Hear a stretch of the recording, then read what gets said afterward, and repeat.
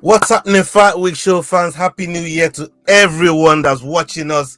And today we start the year with Reece McEwan. How you doing, my brother? I hope you're doing well. Yeah, I'm good. Thanks. How are you? I'm good, man. I'm good. We've been trying to schedule this interview for a minute, for a little while. We are finally here. That's Yeah, the main thing. That's all that matters. That we got you on our platform on this show, and we're so excited to have you on, man. it's, Um, it's good to be on. It's good to be yeah, on. man. The You things wanna come close to it, right? Yeah, but for real, for real, you're one of the most exciting young fighters coming through.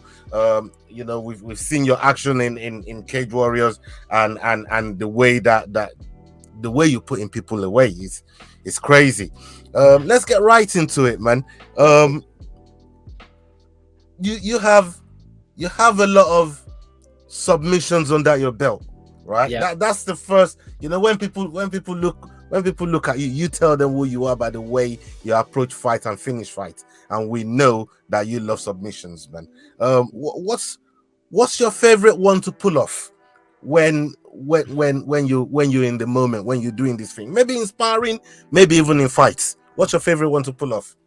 okay. Any to be fair, if you had to think of like the most like, what's the best way to like? I think a submission's the best way to finish someone because it leaves like there's no excuses left behind. If you knock someone out, everybody always I just got caught, you know. Mm, Whereas when you get submitted, and I've been submitted myself, like you've got no other option. You need to tap out. And if you don't tap, you're either going to let a limb break or go unconscious. So in that note, I think a choke obviously brings a wee bit more pleasure because if they don't tap, they're going out unconscious. So I'll probably go for any choke. yeah, got you. I mean, a lot of the times when I speak to fighters, and what you said there, it makes a lot of sense because you're giving them a choice to give up. You know, Yeah, you know what I mean. And there's no better way to take a man's soul than to get him to relinquish and tap out in that way. So of yeah, course. it's a crazy world what you guys deal with. But what submission have you tried? Have you been thinking about pulling off, but you've not even gotten around to it yet? People don't even know about this yet. Like, but you got in your locker. It's just not presented itself. It was. Do you know what? It was probably the guillotine. To be fair, I've never had a guillotine in a fight, and then Mm, that was probably the one that I landed the most in the gym, and I never right. landed it. And I just thought, okay, well, it's one of those ones. Mm-hmm. A rear naked choke's probably the opposite. It's the one that I don't get that often, and then I hit it this year. So last year, sorry. So you got me. You took me off guard with that one, but I think most of my the submissions that I hit off in the gym, I've hit off in fights at least once or competitions. Maybe I've not. I don't think I've got a triangle finish actually in my fights. So Mm. yeah, I don't think I do. So probably a triangle. Yeah, man. Yeah, man. I mean, the way you apply your trade and your skill set is phenomenal. And before we go further, I wanted to thank you for the shirt that you sent to us. Thank you so much. No, thank Well, you. we're gonna plug everything right at the end of this show, but I just wanted to thank you for that one. Appreciate that. Appreciate that big time. Yeah, seriously.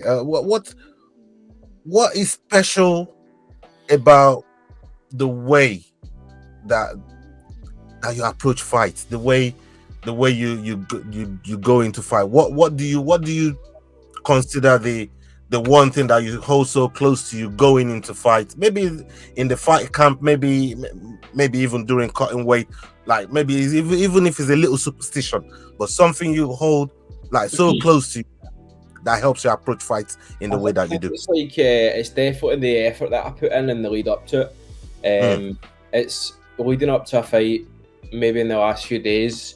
I'm not nervous or I'm not worried or anything like that because I've done everything that I physically could up to that point to do the best that I can, and it's very cliche. And I've probably people who have maybe followed me for years are probably sick of me saying it, but it never changes. Every fight that I've went into, I've given my absolute everything. It's mm, not to say that I've been 100% going into the fight because I've maybe carried injuries or I've had adversity in the lead up to it. But everything that I could have done in terms of effort or in terms of preparations, I've always applied applied myself fully as much as I can. I can never look back in a fight and go, I wish I'd done this. I wish I was a wee bit better in my diet. I wish I was a wee bit more professional, or I never missed that training session. I can never say that. Up to in every fight that I've had, obviously my skills and my experience and grows. But in terms of my effort, and I go again, it is a cliche, but I leave no stone unturned, and I prepare it the best that I can. So that's the thing that I hold on to, me, and that's why I'm so confident on the day of the fight. Fantastic. I mean, I really want to commend MMA in Scotland. It's growing, and you guys are the face of it. You guys are the ones that's really putting MMA in Scotland on the map. You know, the list is there for everyone to see. We got, you know, your good friend Mark Ewan, who's been on our show, you know, a couple times. Shout out to Mark. We got Chris Duncan, Yep. You know, who's another, you know, a big one, debuting on the UFC, and yourself in Cage Warriors. Like, you know, you guys are the face of MMA in Scotland. Like, what's that like?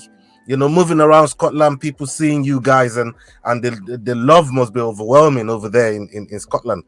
Yeah, it's definitely it's amazing, and I think as well, for like you mentioned those guys there, and I think we've got Paul, like I say but like Scotland have Paul Craig fighting pretty soon over in Brazil, I believe, for the UFC, who's arguably maybe 1 win or 2 wins away from a UFC world title shot. So I think as a country, like, it's important to look around and take positivity and take inspiration from the fighters around you who maybe are not directly teammates or directly friends of yours, but they're putting your nation and your country on the map. And all that's going to do is help me. If I think about everyone else, it's going to help me, help my status, help my growth as a fighter, and like my status. But it's also going to help the next generation of fighters. The sport's evolving, and it's still in its infancy, I believe. But the sport's definitely evolving. From my point of view, you've got to take inspiration from the people that are around you, and you've got to be proud of representing your country. Otherwise, you're going to look at everyone else in a bitter way, and that's not good for you, and it's not good for your country. And I think Scotland as a nation should back everybody in every sport, and we should all grow together, not just in martial arts, but in football, rugby, everything that you could imagine. So I think it's incredible.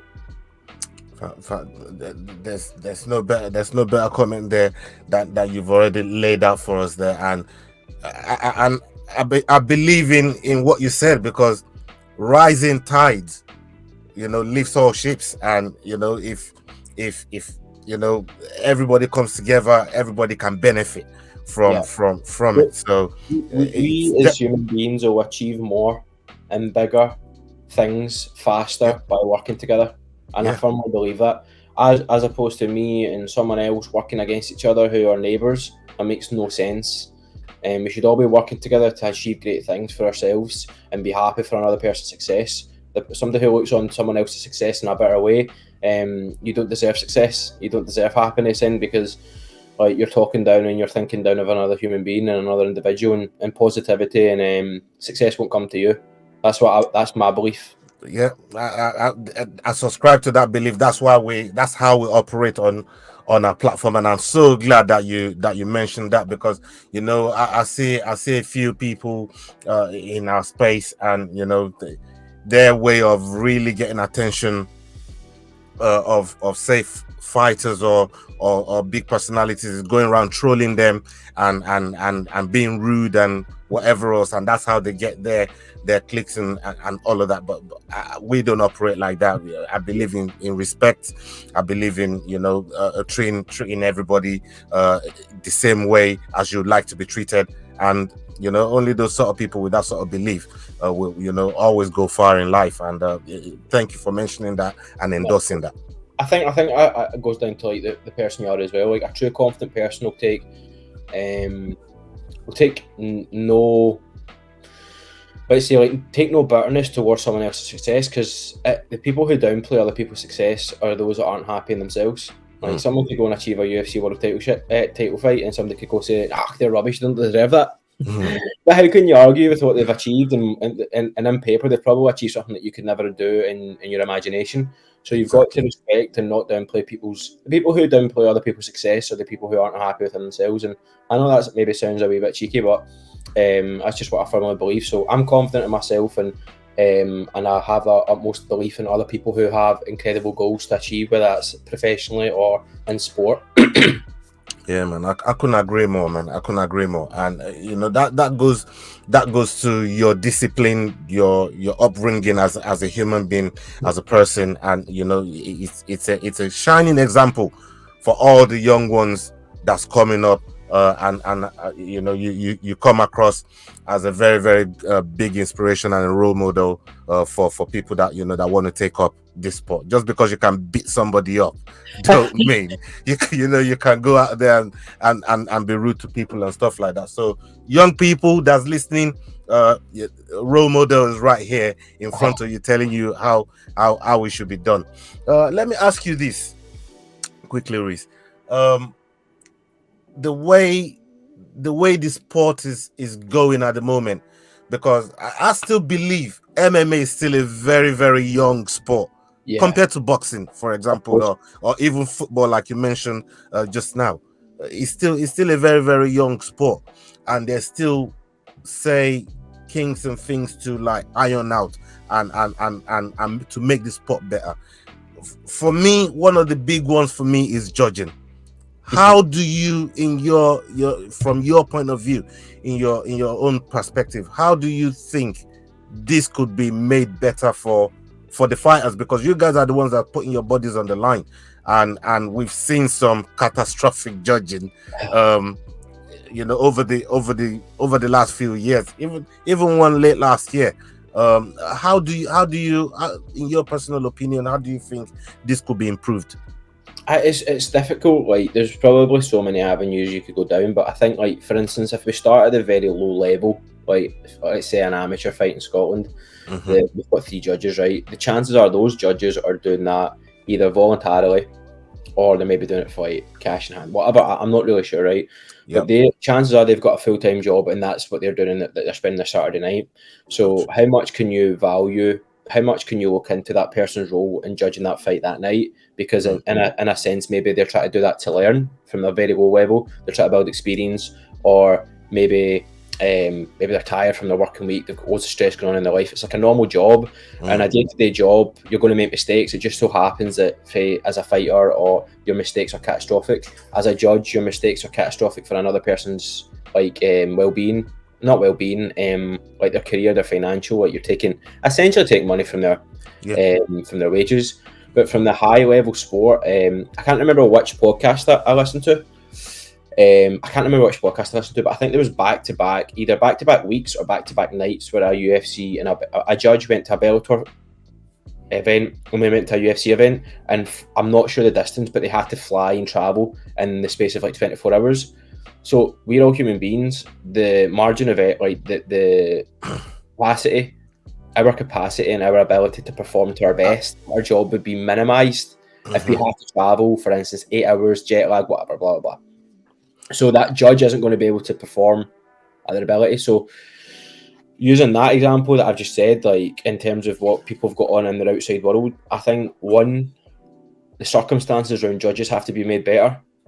They can't just be flying all over the country going fight to fight, because how many fights you need to judge in one night, and then you're travelling to do that the next day. You're going to have other distractions that are going to impact your ability to judge a fight. And also, I feel that it's going to be hard to do, but I think judges should have like some experience in training. But then the argument would be that if I'm a grappler and I do jiu-jitsu, I might not admire the person's style. I might not admire the Muay Thai side of things. So it's so hard. I think if there was a solution, we would be able to solve it, but that would just be my kind of side of things. It would be more so in the working conditions of the judges from grassroots to world level. And then incompetence, like, what are you punished for? Incompetence. If you are incompetent, sorry. I would never like to see anyone get sacked, but if I don't do a job properly, then if I lose my next 7 fights in Cage Warriors, they're going to sack me because I'm incompetent and I'm not good enough. So maybe the same gets applied to certain judges for mistakes. 100%. And a lot of the And just to go back on what you said about that judge that did Bellator and UFC kind of like one night, then the next night, that was the Paddy and Jared Gordon fight. That Was he was the the same. judge? That was the same judge. That was the Yeah. same judge that And I was. think the night before he judged Sabatello and Stotts, Yes, and it was like he scored at 50-45. Sabatello. Yeah, Or something like that. Like that was like. Look, I know. I think the Paddy fight, to be honest, is getting a lot more. I thought Gordon won, right, but as a close fight, it was a close fight. It wasn't by no means a robbery and stuff. I think that's been glorified. Yeah, I think that is the case. But the Sabatello one was an absolutely crazy one. Grace. Yeah, that was like every round. Yeah. Stotts won, yeah. So Stotts won every round. Stotts won, but once he scored it for Sabatello, like, that's just not good enough. Yeah, it boggles the mind. It really, really does. And like we said, you guys are the guys that's putting your body on the line and going out there to perform, and you're relying on a competent judge to see what you guys are actually doing and mark it accordingly. And then when you see judging like that, you think to yourself, like, if it went for the other judges that are like really watching the fight, they take him a win bonus away from it. That's food off the table of the family. Maybe lie as well from after the fight. Like, there's no appeals or anything like that. Yeah. Like, there's no, like, you have 3 judges on the night, and more often than not, like, a lot of people have different opinions on fights. So it's more so the fact that result is fixed that night. Yeah. Like, even in Cage Warriors, when I fought in London, like, Sam Spencer fought Adam, I can't remember his. I don't know how to pronounce his second name, so I don't want to do him injustice. But Sam won that fight clearly, and there's no way that, like, he can appeal that. He can't go and say, like, I want to appeal that fight. That's a loss in his record, but he won that fight. So that was like an example from a local show. But then again, if there's appeals, how many appeals do you have? Everybody's appealing, and there's always going to be arguments, aren't there? That's true. Let me ask you, just to go back a little bit, was you referring to Sam Spencer? Yeah. Sam Spencer. I remember that fight there. Let's go back a little bit, because I wanted to pick your brains on how you felt compared to now, what the difference was between fighting during the pandemic and making a pro debut as well during that time to now, where you got crowds, you're fighting in front of crowds, and what's that like, and what's the difference? Please tell us. The difference in terms of my style, it's just blending all the martial arts together better. Like, maybe even I would go as far as saying in April, like, I was very individual. Like, I was a Thai boxer trying to wrestle and do jiu-jitsu. Or I was I was putting I was very good at the sports individually, but I would say I wasn't that great at putting them together. Whereas that's been the biggest difference in my skill set, is in blending everything together to be a great MMA fighter and not a great Thai boxer in MMA or etc. And in terms of, like, fighting in front of crowds, like, I've had a lot of exposure through my amateur career in front of crowds, like, whether it be home crowds or away crowds. And then in the pandemic, I was obviously exposed to nobody being there. And then, like, you have the pressure of maybe you've sold the most tickets out of everybody in the show, so everyone at that show has been there for you. I've been exposed to where it's been like my gym's ran a show, so everyone there is for me, basically. And then I've had exposure to fighting in another arena down in England, and, like, a stadium that I think like 2,000 people were there as an amateur, so against the hometown boys. So I had exposure to that, and I got a lot of practice, obviously. And then when it turned professional, going from, like, the local shows to the Cage Warriors, it was just more so how professional everything was, to be honest. And it just felt like, I belong here. That's all it felt like. I belong here. I'm going to take this moment in. This is the life that I dreamed of, really, to be honest. And that's kind of like, it was like more relaxing, as if I lived that before, to be honest. No, that's I mean, it's night and day in a lot of ways when you actually look at it, especially feeding off the crowd, feeding off the energy of the people that are there, and trying to put on a show. But at the same time, it's just you, your opponent, and the ref.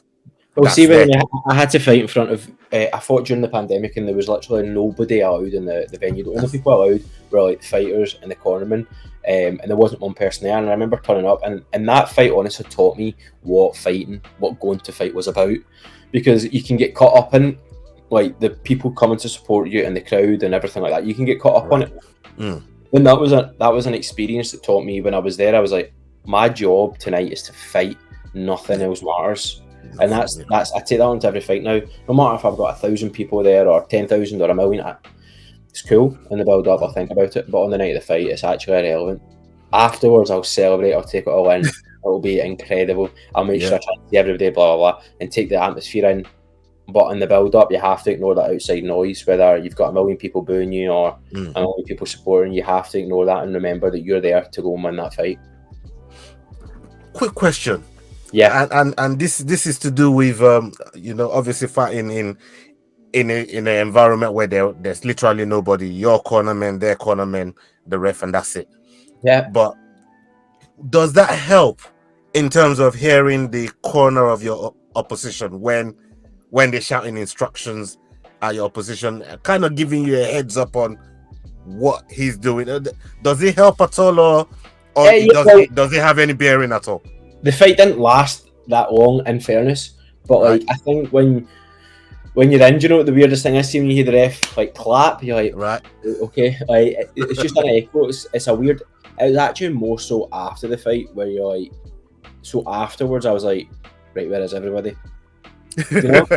No, I was like, because obviously on the way up I was just in the zone, like, yeah, I'm here to fight. When the fight was over, I was like, so is this like a surprise party and everybody's going to come? Like, that's the kind of thing that I felt. So I could hear my coaches and stuff. I think I can always I always tend to hear them anyway, to be fair. That's one of those questions that's been bugging me for a while. Like I need to speak to somebody that's really been in there and see, if that's really the case. Can you tell me what your goal is for 2023?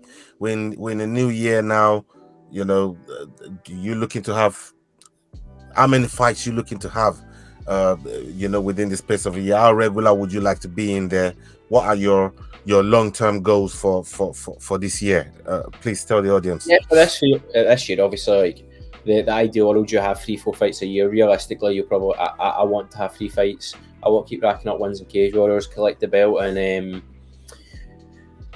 just keep working my way to the UFC. To be honest, I really enjoy fighting in Cage Warriors. I've still got fights left in my contract. I've got my set in that Cage Warriors Bantamweight title, and that's my goal this year. So keep that momentum that I built up in 2022. Keep that momentum going on, and fighting the people that Cage Warriors offered to me, beat them, and collect a little bit of gold towards the end of the year.